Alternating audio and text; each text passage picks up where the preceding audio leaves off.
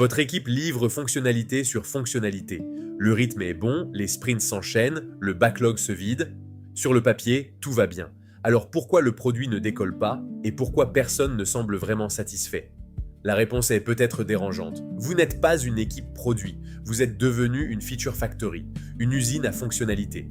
Une feature factory, c'est une équipe qui mesure sa réussite au nombre de choses livrées. On produit, on livre, on recommence. Le tableau de bord affiche fièrement la vélocité, les tickets fermés, les fonctionnalités sorties ce trimestre. Mais une question n'est jamais vraiment posée. Est-ce que tout ça change quelque chose pour l'utilisateur ou pour le business? Dans une feature factory, le mouvement a remplacé le résultat. On confond être occupé et être utile. Voici les signes qui ne trompent pas. 1. On parle en fonctionnalité livrée, jamais en problème résolu. 2. La roadmap est une simple liste de trucs à construire, avec des dates. 3. Personne ne mesure l'impact après la mise en production.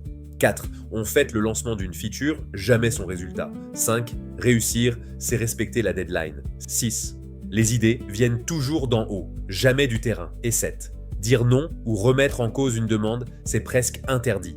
Si vous cochez 3 cases, on doit parler.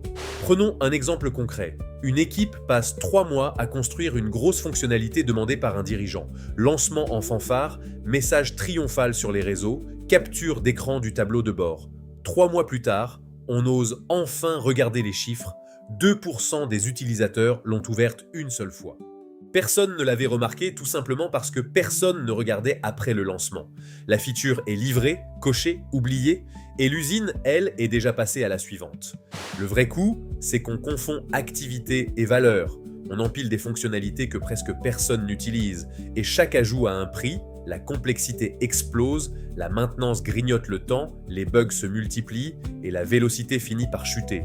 Pire, l'équipe se démotive parce qu'au fond, elle le sent.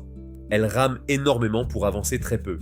Livrer beaucoup n'a jamais voulu dire livrer utile, bien souvent c'est même exactement l'inverse. Alors, comment en sortir? D'abord, attachez chaque fonctionnalité à un problème et à une métrique. Si vous ne savez pas quel comportement vous cherchez à changer, ne construisez pas encore. Ensuite, mesurez après la mise en production, pas seulement au lancement.